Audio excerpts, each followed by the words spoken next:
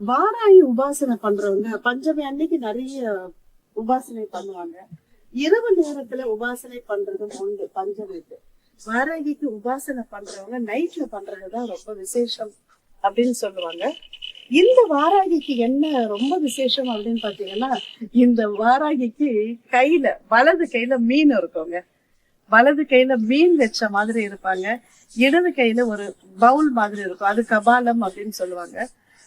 அவங்க இருக்கக்கூடிய வாகனம், அவங்களுடைய வலது கால் ஒரு எருமை வாகனத்து மேலதாங்க இருக்கும். தினமும் நெய்வேத்தியத்துக்கு மீன் உண்டு அப்படின்னு சொல்றதும் உண்டு. இந்த இடத்துல நிறைய தாந்திரிக் முறைப்படி ஏதாவது செஞ்சு வச்சிருப்பாங்க. நம்மளுக்கு அது என்னன்னு தெரியாம இருக்கலாம். நாம இங்க அமைதியா ஒரு 1/2 மணி நேரம் இருந்துட்டு போனோம் அப்படின்னா, நமக்கு தெரியாம நம்முடைய எதிரிகளை அழிக்கக்கூடிய சக்தி நமக்குள்ளே வரும். இல்லைன்னா அத வாராகி பார்த்துப்பாங்க அப்படின்றது